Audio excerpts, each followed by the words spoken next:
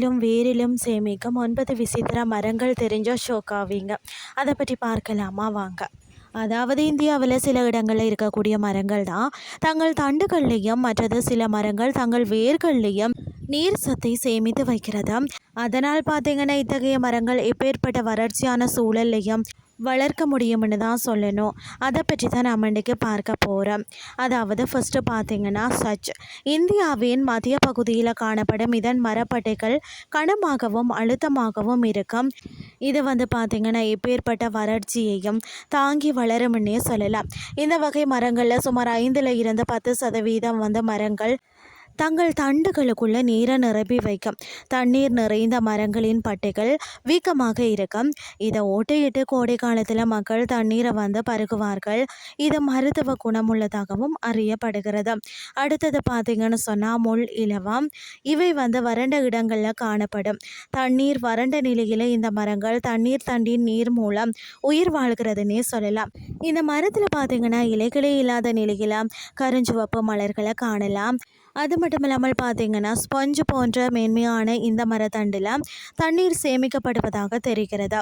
இந்த தண்ணீர் மூலம் பூக்கள் மலர்கிறது. கரடிகள், தேன் சிட்டு மற்றது வவ்வால்கள் ஆகியவை இந்த மலர்களை உணவாக உட்கொள்கிறது.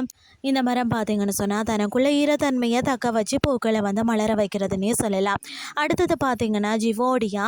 மிகவும் வறட்சியான இடத்துல கூட தாக்குப்பிடிக்கக்கூடியது தான் இந்த மரம். இது ஆந்திரா, தெலுங்கானா, கர்நாடகா மற்றது வந்து ஒடிசா போன்ற மாநிலங்களில் காணப்படுகிறது. இவை தண்டுகளில் தண்ணீரை சேமித்து வைக்கிறது. இந்த மரம் கொண்ட பள்ளி பொம்மைகள் வந்து தயாரிக்க பயன்படுகிறதுனே சொல்லலாம். அடுத்தது முருங்கை மரம். இது மிக வறட்சியான இடத்துல கூட வளரக்கூடியது.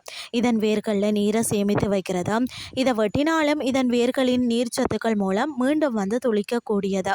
அடுத்தது பார்த்தீங்க அப்படின்னு சொன்னால் கெச்ரி. இது வந்து தார் பாலைவன பகுதியில் காணக்கூடியது. இது தன் தண்டில் தண்ணீரை சேமிக்காமல் பூமிக்கடியில் ஆழமான வேர்கள் உள்ளதால் அதில் வந்து தண்ணீரை சேமித்து வைக்கிறது. பூமியில் 30 அடி ஆழம் வரை இதன் வேர்கள் வந்து படர்வது வியக்கத்தக்க ஒரு விஷயமாகும்.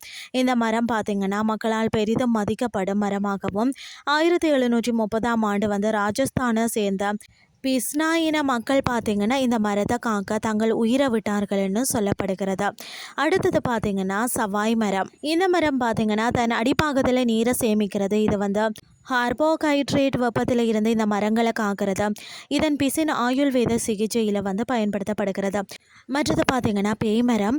இந்த மரத்தின் தண்டுகளை வந்து ஒளி சேர்க்கையில் ஈடுபட்டு நல்ல சக்தியை வந்து பெறுகிறது. இதன் பட்டைகள் ஈரத்தன்மையுடன் காணப்படுவதால் வறண்ட இடங்களையும் வளரக்கூடியதாக உள்ளது. மற்றது பார்த்திங்க அப்படின்னு சொன்னால் அதாவது கில்டே கார்ட். இந்த வகை மரங்கள் தமிழ்நாடு, ஆந்திரா, கர்நாடகாவில் காணப்படுகிறது. பாட்டில் போன்ற இதன் தண்டில் வந்து பார்த்திங்கன்னா நீரை சேமிக்கிறது. இந்த வகை மரங்கள் குறைந்த அளவே இருக்கிறது. இயற்கையின் இந்த விந்தியான வறட்சி தாங்கும் மரங்கள் பற்றி அறிந்து கொள்வதன் மூலம் கடுமையான வறட்சி சூழலையும் தாவரங்கள் எவ்வாறு உயிர் வாழ்கிறது என்ற அரிய அறிவியல் உண்மைகளை புரிஞ்சு கொண்டோம் நமது சுற்றுச்சூழலின் மீதான புரிதலை மேம்படுத்தி கொள்ளலாம். இன்றைய கிறிஸ்டி உங்களுக்கும் வந்து பிரயோசனமாக அமைஞ்சிருக்கும்னு சொல்லி நான் நம்புகிறேன். இதே மாதிரி மற்றும் ஒரு கிறிஸ்டியின் வேலைக்கு உங்களை சந்திக்கிறேன். நன்றி.